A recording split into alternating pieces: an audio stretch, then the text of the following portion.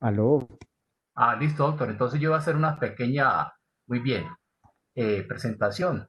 Y listo, entonces, Alfredo. doctor, una pregunta, si no hay inconveniente, si usted autoriza este tipo, se puede grabar. Sí, Alfredo, no hay problema. Perfecto, doctor. Eso quería tener autorización. Lo importante es que eso quede pues para la universidad del Quindío, no para otras Listo. instancias, ¿cierto? Y que lo utilicen por ahí con fines de otras cosas, pero bueno, sí, está bien, claro. Perfecto. Muchas gracias, doctor. Bueno, entonces Bueno, vamos al inicio entonces de la actividad. Muy buenas tardes para todos. Doy gracias a todas las personas que aceptaron esta invitación a este evento, el cual es programado los días miércoles de 5 a 6 de la tarde con un tema de mucho interés y de mucha actualidad. Para el día de hoy nos acompaña una persona de profesión médico farmacólogo, egresado de la gran prestigiosa Universidad del Quindío, docente de la Facultad de Ciencias de la Salud, programa de medicina y conocedor amplio del tema que vamos a tratar en esta tarde, automedicación en tiempos de pandemia. ¿Qué nos motivó precisamente a este tema?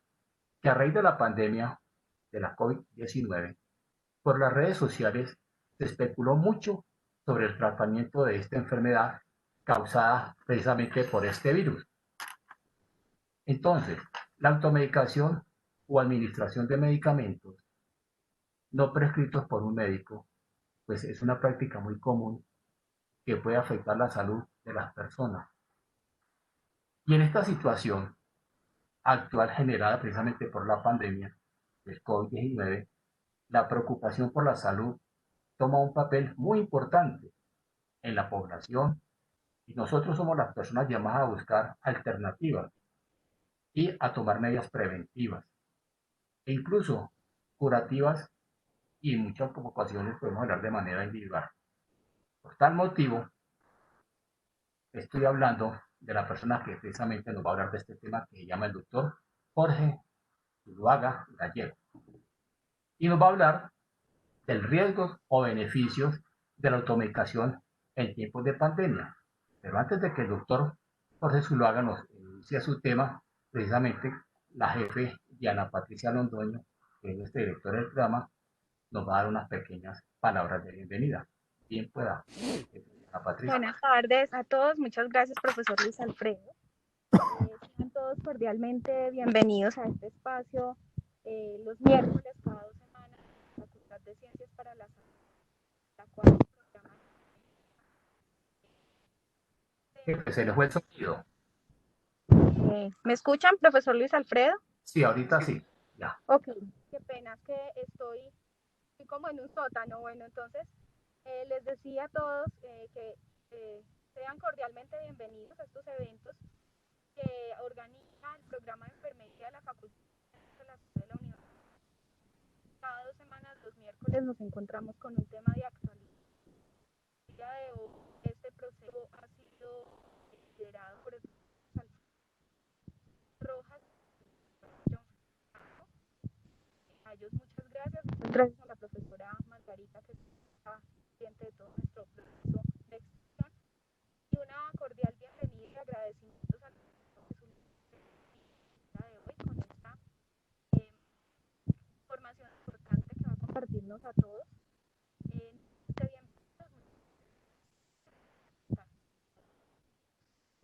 Se le fue el sonido. Se le fue el sonido. Bueno, muchísimas gracias y sean todos bienvenidos. Muchísimas gracias a los organizadores y al doctor Jorge Zuluaga, el invitado. Muchas gracias. Gracias, jefe, por sus palabras. Y entonces ahora sí quedamos en nombre del doctor José Zuluaga. Quiero hablar de la dinámica. El doctor Zuluaga nos va a hablar de unos 30 a 40 minutos del tema y vamos a tener 10 a 15 minutos para las preguntas que surjan durante este evento. Entonces, por favor, las personas, si quieren, van desde ahora, van registrando sus preguntas y al finalizar, vamos entonces a acatar las preguntas y las va respondiendo. Muchas gracias, doctor Zuluaga. Muy bien, pueda seguir. Adelante. Luis Alfredo, muchas gracias. Para todos, muchas gracias y muy buenas tardes. Em, este tema de la autoprescripción es un tema, digamos que tiene una gran importancia, pero es un tema, a pesar de ser del día a día, es un tema ignorado, debido a que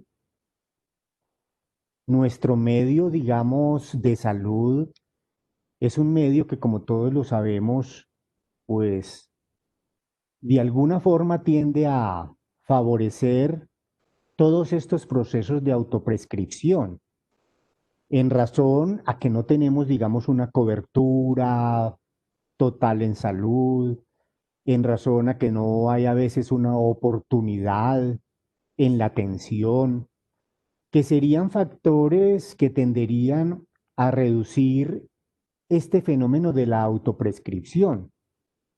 Todos sabemos que en Colombia existen muchas zonas donde prácticamente no hay un profesional de la salud, y no es solo en esos sitios donde se presentan los fenómenos de autoprescripción.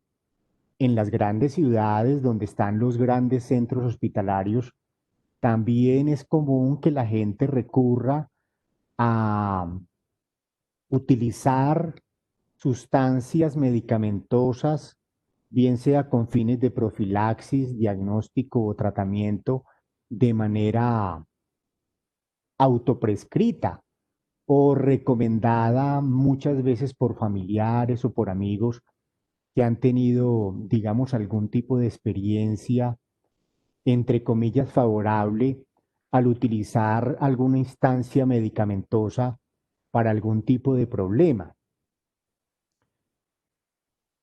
Pero este no es solamente un problema de Colombia, este es un problema, digamos, mundial, que incluso la Organización Mundial de la Salud, consciente de los problemas que existen en el mundo de acceso a los servicios de salud, también lo promueve.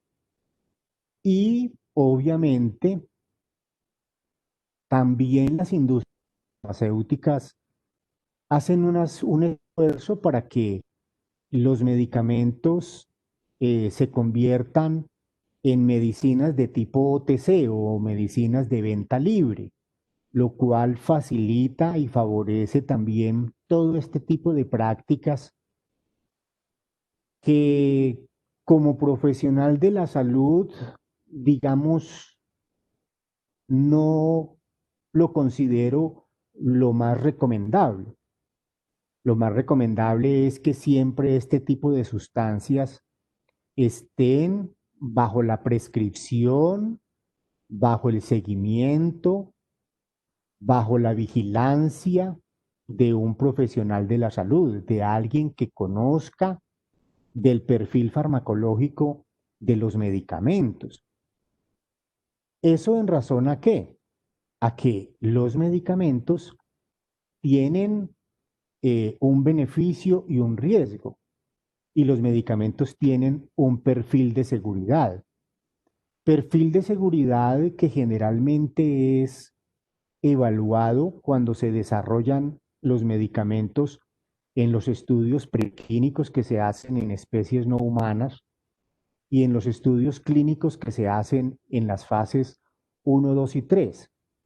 En esos momentos, si bien se prueba la eficacia y la seguridad del medicamento, muchos fenómenos adversos no son plenamente conocidos.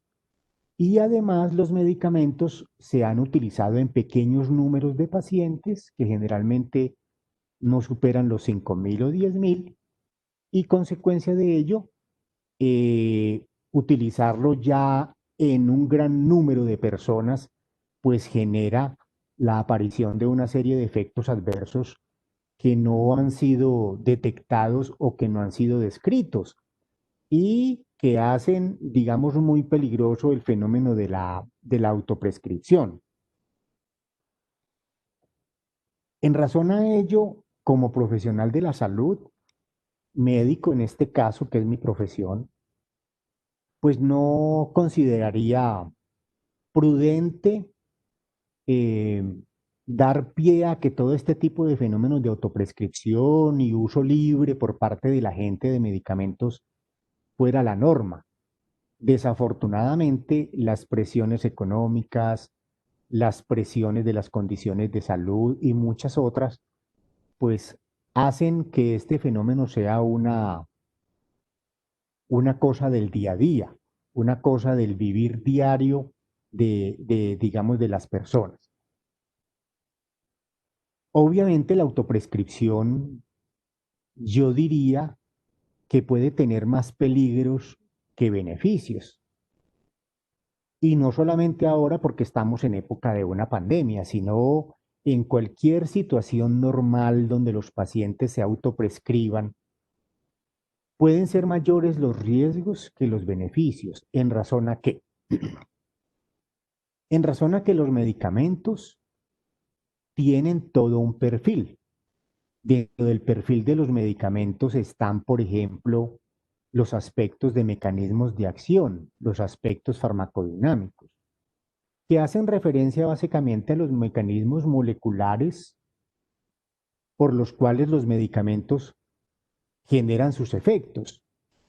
Hace referencia a esta parte farmacodinámica a los eventos microscópicos que ocurren a nivel celular, bien sea porque la mayoría de medicamentos interactúan con receptores.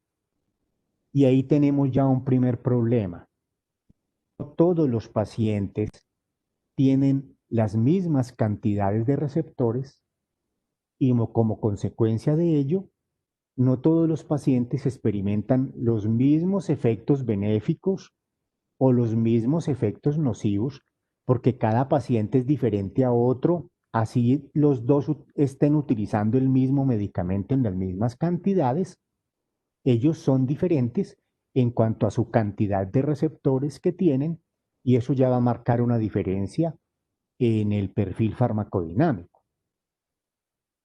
También sabemos que los pacientes tienen diferencias en cuanto a sus funciones hepáticas, en sus excreciones renales, en sus capacidades absortivas a nivel del tracto digestivo, en la presencia de glicoproteínas P, que reducen la absorción de muchos medicamentos y que están sujetas a veces a procesos de farmacogenética.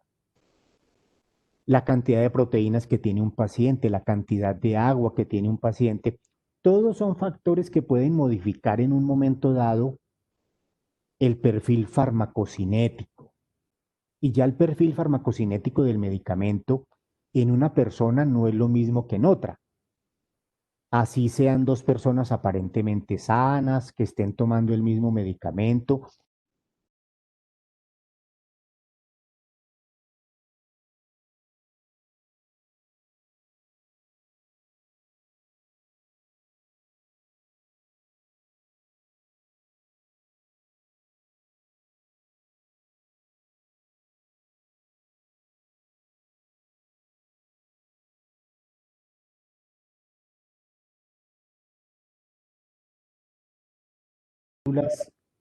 Codifican para diferentes tipos de enzimas o que pueden hacer en un momento dado que los pacientes metabolicen más o metabolicen menos fármaco, produciendo más o menos metabolitos activos y por lo tanto obteniéndose efectos diferentes, efectos que en muchas oportunidades desde el punto de vista de la farmacodinamia, de la farmacocinética o de la farmacogenética pueden ser nocivos para los pacientes.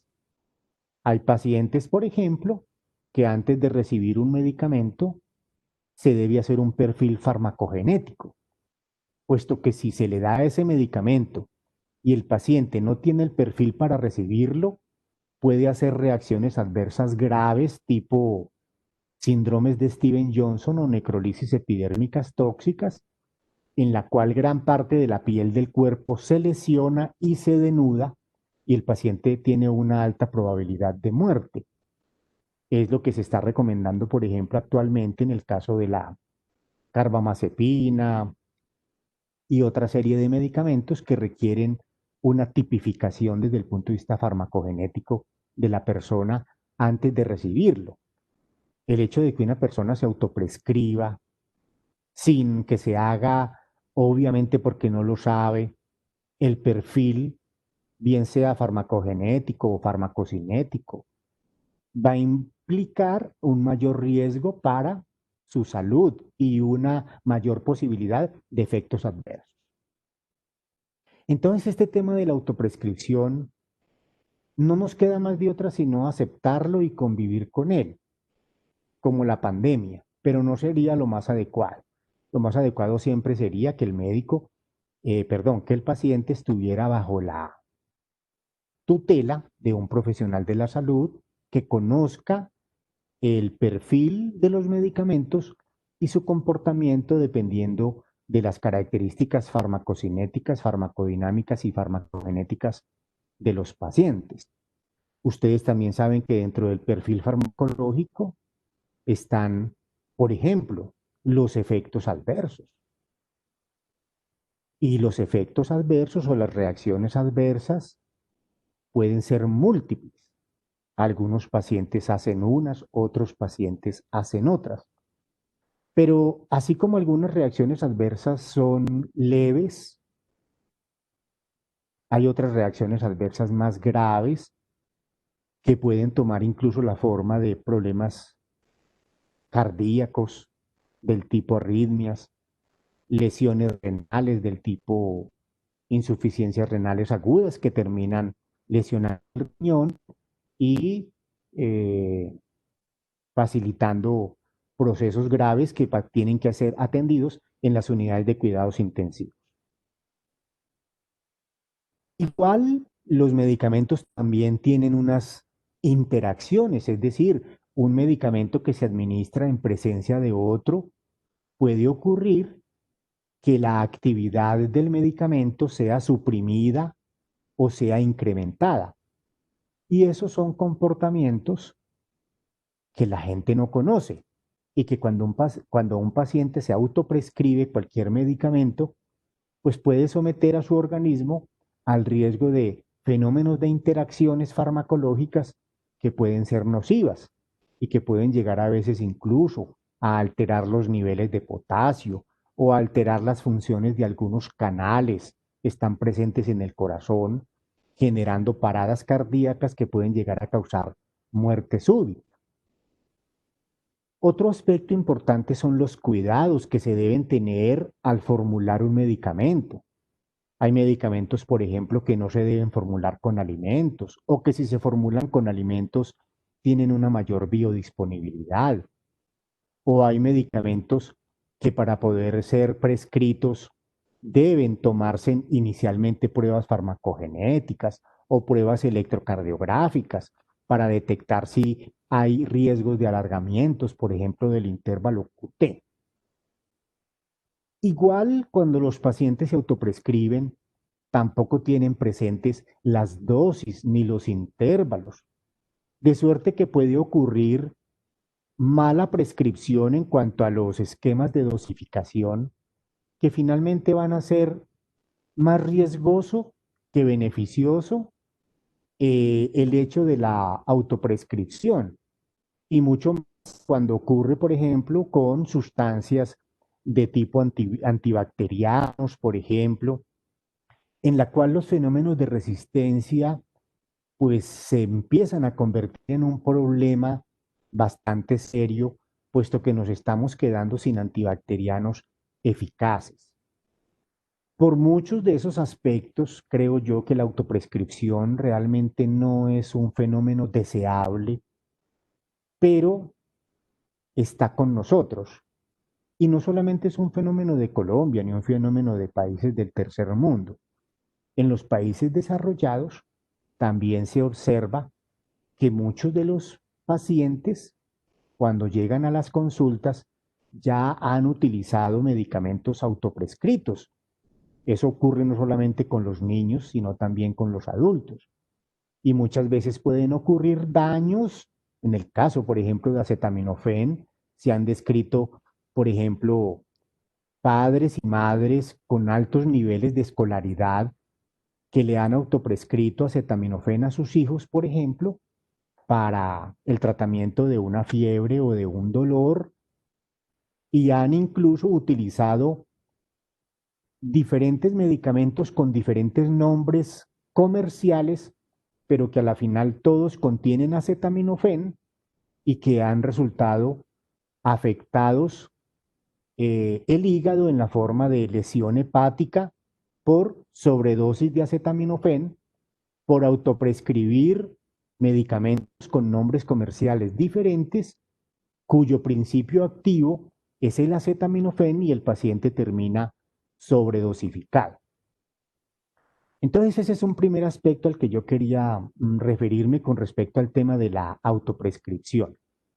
El otro aspecto al que quiero referirme es a algunas de las sustancias, digamos, bueno, el otro aspecto es específicamente ya el de la autoprescripción, ya digamos, en el caso de la infección por SARS-CoV-19, que obviamente es una situación bastante crítica, empieza a generar ya otra serie de factores y es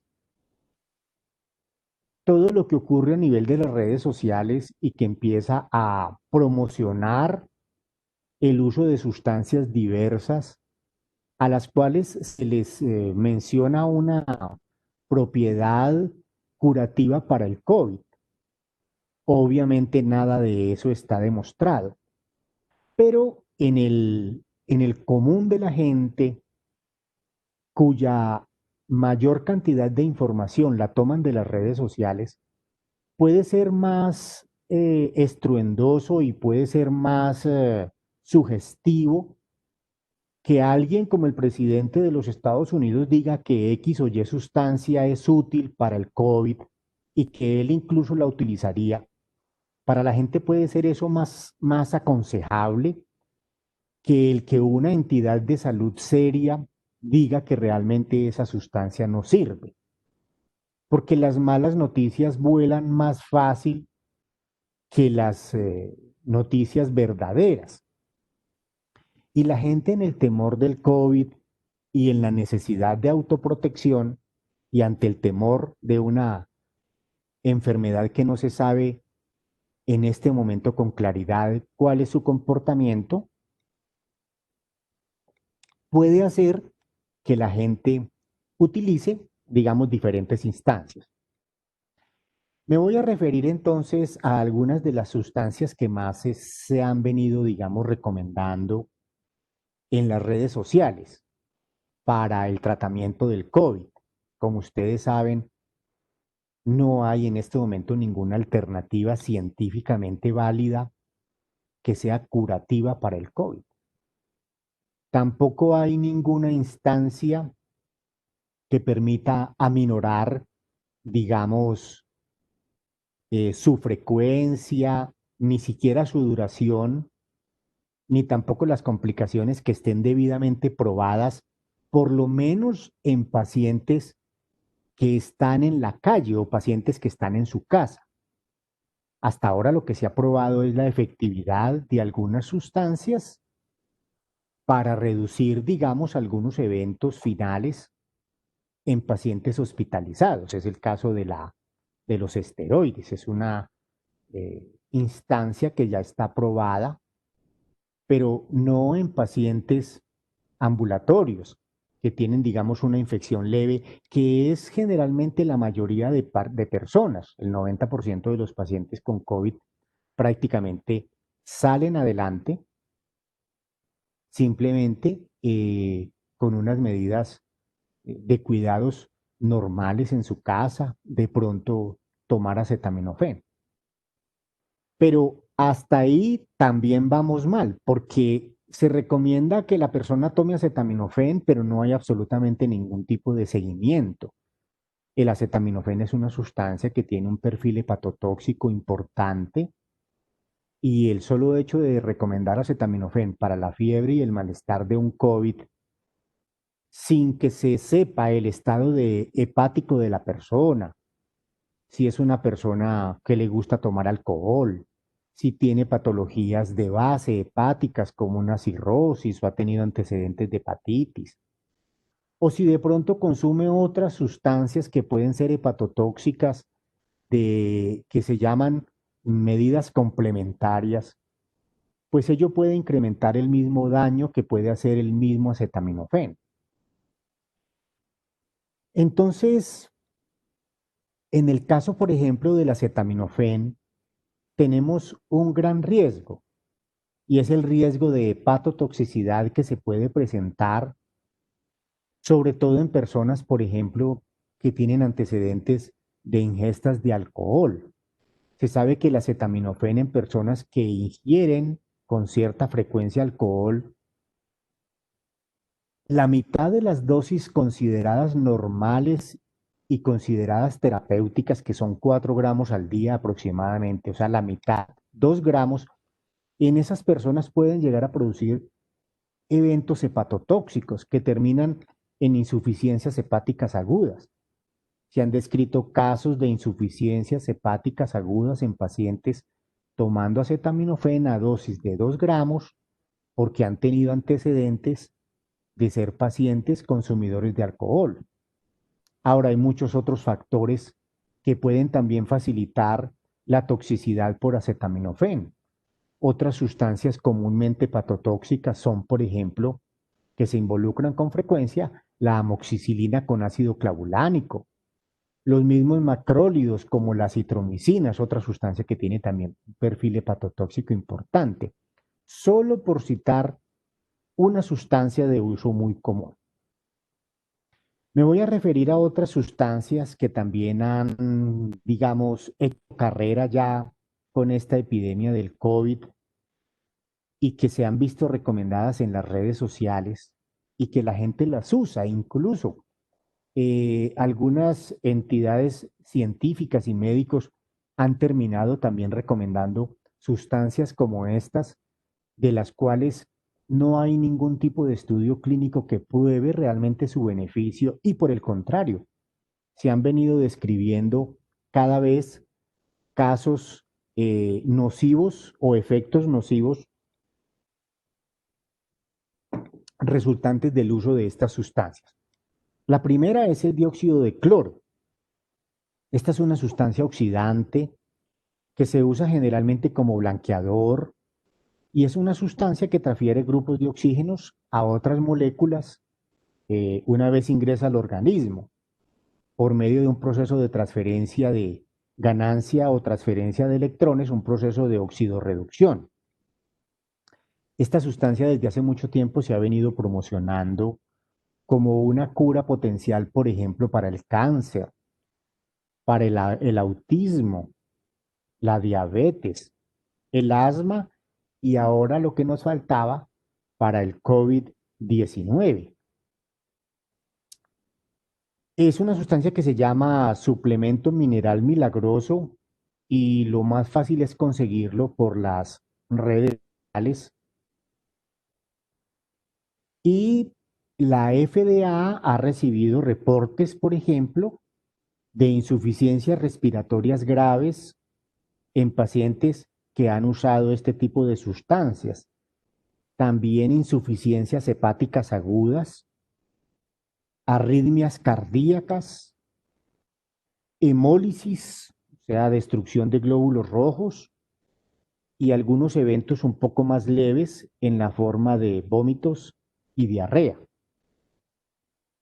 Otra sustancia que también se ha tendido a promocionar mucho, no solamente por, digamos, científicamente, los cubanos han promocionado su interferón para efectos de tratar los pacientes de COVID, pero tampoco hasta ahora hay estudios clínicos definitivos, sobre todo estudios con un fuerte nivel de evidencia, estudios que sean clínicos, hechos en humanos, doble ciego, controlados con placebo o con otra instancia para mirar, digamos, su efecto.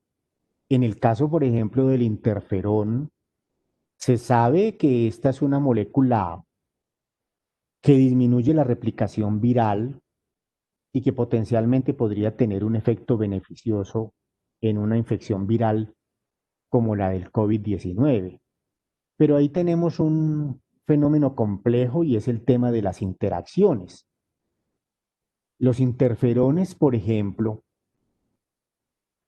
en un paciente que esté anticoagulado con warfarina, incrementa, por ejemplo, el riesgo de hemorragia y si la persona se autoprescribe el interferón, que se consigue como medicamento complementario muy fácil, pues va a tener un mayor riesgo de hemorragia si lo usa con warfarina.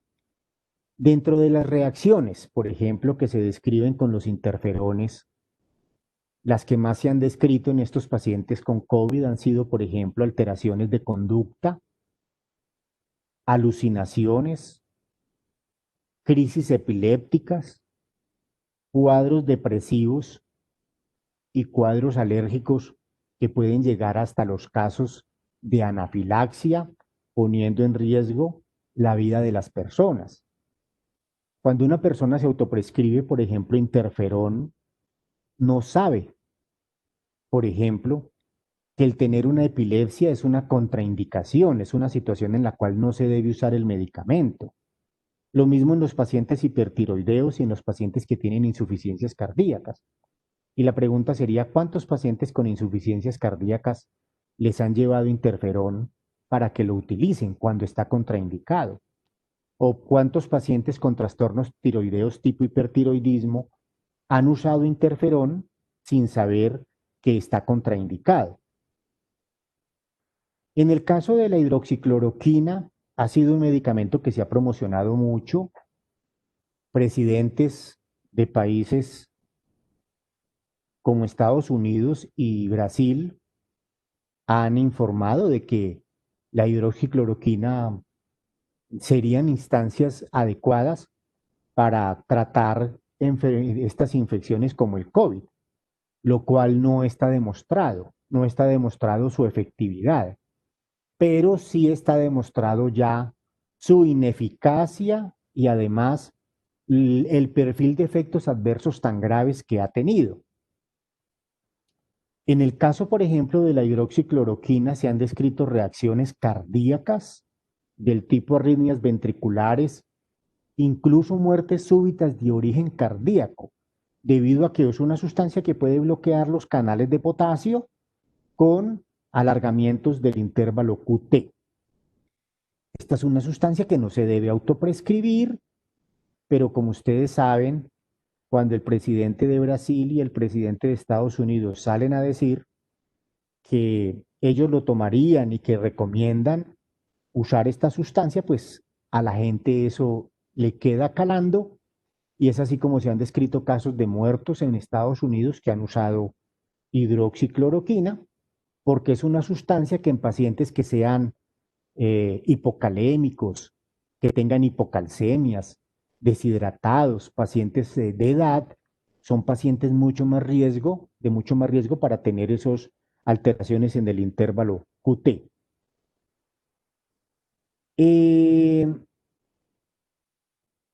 La Agencia Nacional de Seguridad de Medicamentos de Francia reportó, por ejemplo, 4 muertos por utilizar hidroxicloroquina y en 100 pacientes que usaron hidroxicloroquina recibieron 43 reportes de eventos adversos cardíacos.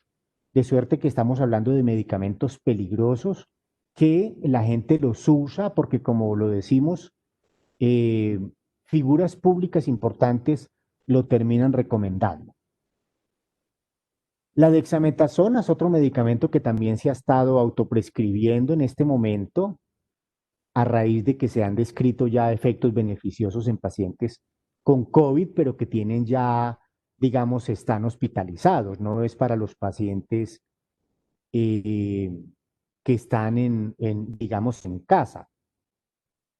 La dexametasona, como ustedes saben, es un corticoide, un glucocorticoide que puede potenciarse, por ejemplo, con aspirina, que es otra sustancia que también se ha tendido a recomendar por el COVID, porque se ha encontrado que el COVID tiene complicaciones, sobre todo por agregación de plaquetas y por fenómenos procoagulantes. Y entonces combinar, por ejemplo, dexametasona con ASA, ácido acetil salicílico, puede incrementar el riesgo de hemorragia gastrointestinal. En el caso, por ejemplo, de la hidroxicloroquina con dexametasona, se presentan mayores riesgos de lesiones a nivel muscular y a nivel de miocardio, miocardiopatía. En el caso de pacientes diabéticos que tomen hipoglicemiantes orales, la dexametasona tiende a contrarrestar el control de la diabetes, incrementar el azúcar y descompensar los pacientes. En el caso, por ejemplo, del verapamil, un bloqueador de los canales del calcio muy utilizado para el tratamiento de la hipertensión, él puede incrementar los niveles plasmáticos de corticoides. Lo mismo con el jugo de toronja, que es un jugo muy consumido en nuestro medio, también aumenta las concentraciones de corticoides. En el caso de la hidroclorotiazida, se presenta un mayor riesgo de hipocalemia porque los dos medicamentos bajan los niveles de potasio. Y en el caso, por ejemplo, del lopinavir, si se usa junto con dexametasona, se disminuyen las concentraciones del lopinavir o inhibidor de las proteasas. Otro medicamento que se ha usado mucho, que se ha autoprescrito, es la acitromicina. También se ha recomendado, inicialmente un grupo francés recomendó utilizar acitromicina con hidroxicloroquina para reducir la mortalidad y las complicaciones por el COVID, pero lo que se ha visto es que realmente la acitromicina no tiene efecto contra el COVID, sino que más bien reduce las sobreinfecciones que pueden aparecer a nivel bronquial y a nivel pulmonar por bacterias que son comensales normales del tracto respiratorio. En el caso de la citromicina, un paciente que estuviera tomando atorvastatina, se puede producir acumulación de la estatina con mayor daño a nivel muscular.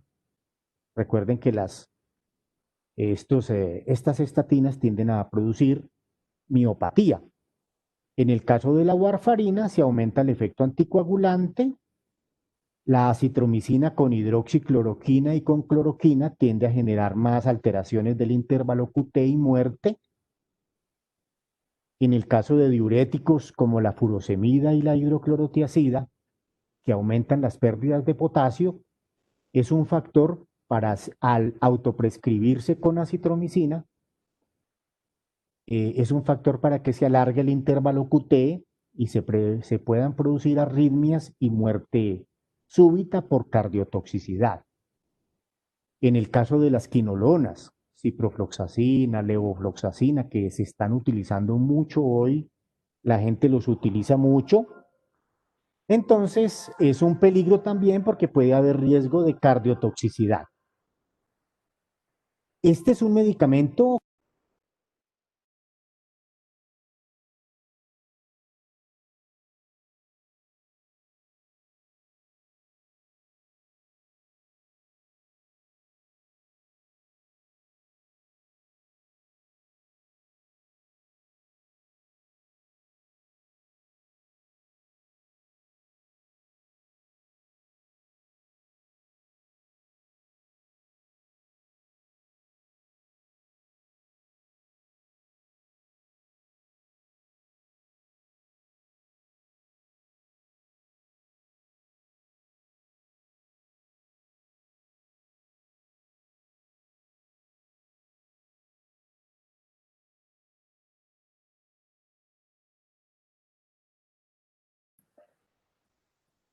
Si de pronto hay preguntas, por favor las pueden ir diligenciando para que el doctor entonces las escuche y se nos pueden ir respondiendo a las preguntas que bien puedan salir del grupo.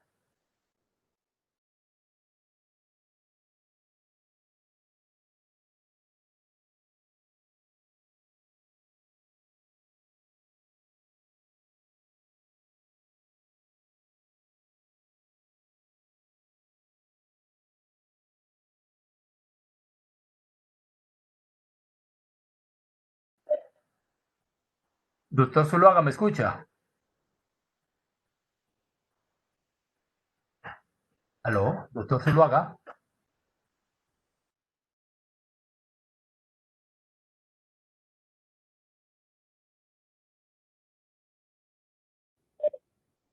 ¿Me oye?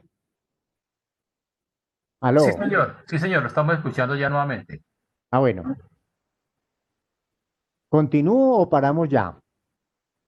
No, pues, ¿qué tiene como para cerrar, doctor? Como para cerrar, ¿qué tiene antes de que lleguen las preguntas? Bueno, con respecto a esto, para cerrar, dos aspectos. Los antigripales y la ivermectina ya es una parte cortica. En el caso les decía que la fenilefrina contenida en los antigripales tiene gran riesgo entonces de crisis hipertensivas, hemorragias cerebrales y hasta muerte por infarto agudo de miocardio. En el caso de los antihistamínicos, estas sustancias tienen propiedades sedantes y además tienen propiedades anticolinérgicas que las hacen de mucho cuidado en pacientes con glaucomas, en pacientes que tengan hiperplasias benignas de próstata, porque los pacientes pueden hacer retención urinaria y además la tasa de arritmia se incrementa. Y para terminar, la ivermectina es un medicamento que pues también se ha promocionado por su efecto anti-COVID, no demostrado clínicamente en estudios clínicos todavía. Hay estudios preclínicos que han mostrado disminución de la replicación viral del virus del COVID y eso hace que la gente lo utilice. Es un medicamento que es teratogénico. Si la persona, una dama, está en embarazo y lo llegara a utilizar, es una sustancia que es teratogénica demostrada en animales. No se ha demostrado en humanos, pero por ejemplo en roedores ha producido paladares hendidos y, por ejemplo, consumirla con jugo de toronja disminuye los niveles, da mayores niveles de ivermectina porque se disminuye su metabolismo. Los alimentos tienden a aumentar la absorción de la ivermectina y afortunadamente la tasa de reacciones adversas son reacciones leves en la forma de irritación cutánea, prurito, resequedad de la piel. Pero si los pacientes tienen insuficiencias hepáticas o renales, se debe tener mucho cuidado porque se pueden incrementar los niveles. Con esto creo que les he presentado inicialmente un panorama de la autoprescripción y la improcedencia de promocionarla, no solamente en épocas normales de no COVID, sino ahora en época de COVID. Y me he centrado, digamos, en algunas de las sustancias que más se han promocionado en las redes sociales para utilizarla en pacientes con COVID, encontrándose en más problemas que beneficios. Realmente hay una desinformación en cuanto a las frecuencias reales de complicaciones. Pero lo que sí es cierto es que ha habido complicaciones graves, incluso hasta muertes en pacientes que han utilizado muchos de estas sustancias que hemos comentado, digamos, en el día de hoy.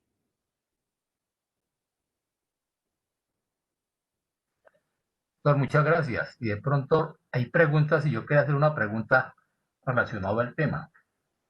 Sí, Como resulta que el consumir un medicamento sin la prescripción pues, de un médico o un especialista puede traer varios efectos de salud. Entonces la pregunta es, en cuanto a los remedios caseros, porque lo escucho que usted habla en cuanto a la toronja, hay remedios caseros con el caso de que el té y el limón, y se afirma que la dosis hace el veneno. Entonces, haciendo referencia a estos tipos de productos que en muchas ocasiones suelen ser inocuos, pero yo creo que si se consumen en gran cantidad también pueden ser perjudiciales. ¿Usted qué opina?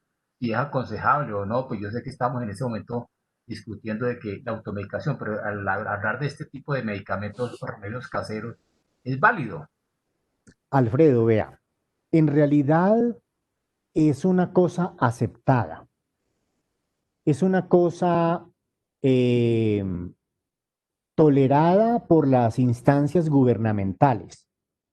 El uso de todas estas medicinas complementarias, que entre comillas usted los llama remedios caseros, incluso una simple infusión de cualquier hierba contiene 50.000 sustancias químicas, bien sea en la raíz, en el tallo, en las flores, en los frutos o en las hojas. Y por ser naturales, no están exentas de ser peligrosas, no están exentas de ser nocivas para el hígado, para el riñón o de potenciarse con medicamentos, digamos, de venta libre o de prescripción. De suerte que esa es una cosa que está a futuro tendiente de control y de estudio para asegurar la seguridad de esas sustancias, porque muchas veces la efectividad, si está en duda, con algunas lo tradicional ha avalado la utilidad, pero faltan estudios clínicos que den seguridad y efectividad. Ahí está cambiando un poco la norma en el mundo y a futuro se van a exigir más estudios, pero hay una gran presión de los comercializadores para que eso no se haga y estos productos se puedan seguir vendiendo sin ningún tipo de control y sin tener ningún tipo de estudio que lo avale. Muy bien, doctor. Perdona, pero antes para comentarle a todos los participantes que por favor si nos pueden registrarse la asistencia en el link que está en el correo de cada uno de ustedes, por favor, para ver si me colaboran. ¿Alguna otra pregunta, por favor, que surja relacionado al tema?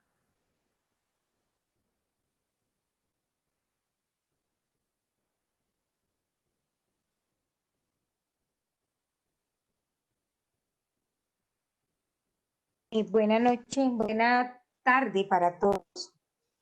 ¿Me Buenas tardes. escuchan? Doctor, ¿cómo Sí, me le va? muy Señorita Ingrid, bien bien. ¿Cómo pueda. Ingrid, está? ¿cómo está? Muy bien, Doc, muy bien, escuchándolo mucho mejor. Bueno, me Doctor, alegra.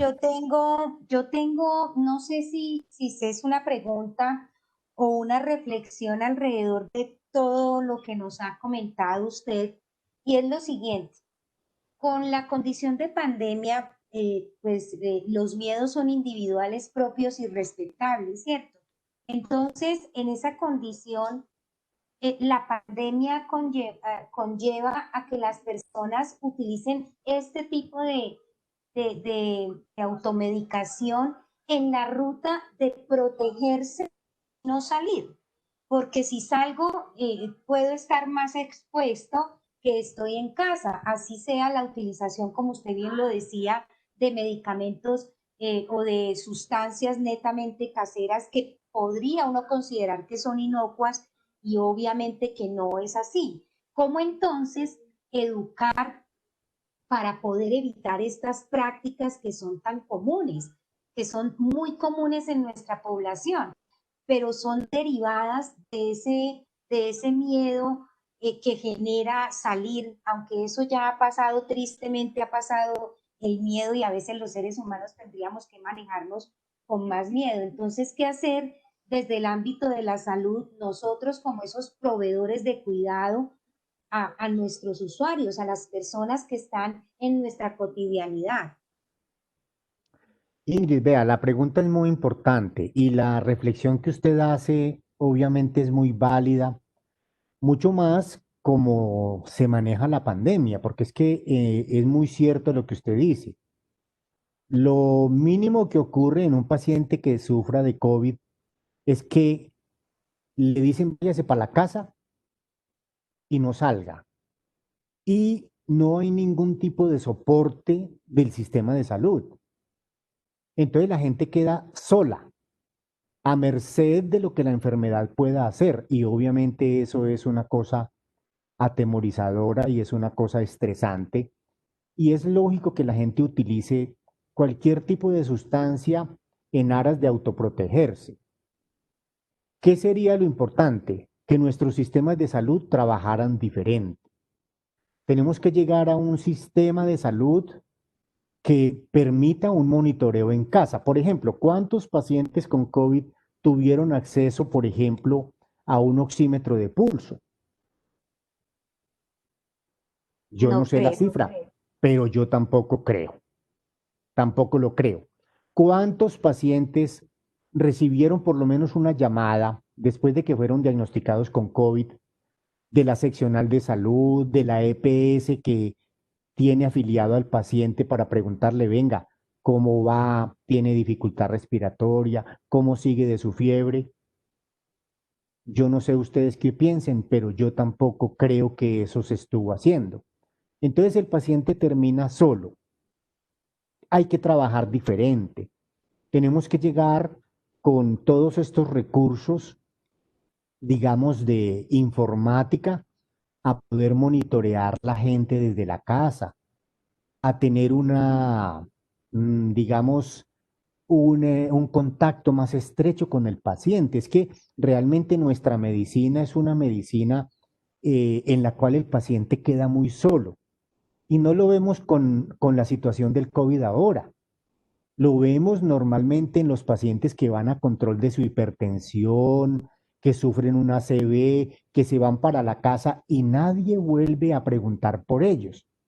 Y peor aún, si el paciente o el familiar va al hospital a tratar de comunicarse con el médico, no puede entrar, no puede llegar al consultorio, no puede aclarar ningún tipo de duda. Lo cual la reflexión que hace Ingrid es completamente válida. Hay que modificar nuestro sistema de trabajo. Estamos habituados a una forma de trabajar donde el paciente va 15 minutos, en esos 15 minutos no puede a veces ni preguntar ni hablar y lo va a un papel para la casa a que el paciente se defienda en la calle contra una situación administrativa y toda la que usted quiera con todas las dificultades y el paciente está solo.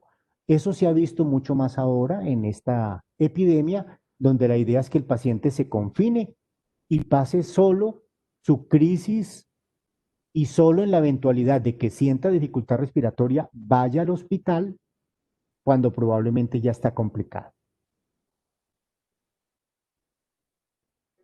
Muchísimas gracias, doctor. Muchísimas gracias. Con mucho gusto, Ingrid. Si más de los compañeros que en este momento se encuentran presentes aquí conectados, ¿alguna otra pregunta? Bien pueda, por favor, antes de que el doctor se nos retire de la actividad.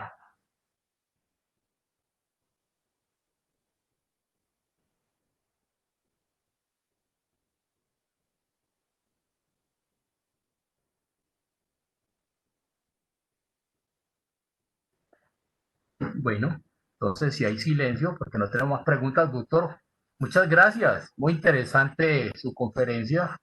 De verdad que nos deja muchas cosas para analizar y mucha reflexión. A Muchas todos gracias los, nuevamente a todos. bueno, a todos los asistentes, muchas gracias por escucharme, a usted, Alfredo, por la confianza, por darme la oportunidad de compartirles, digamos, esta información y este punto de vista y espero que esto sea de utilidad.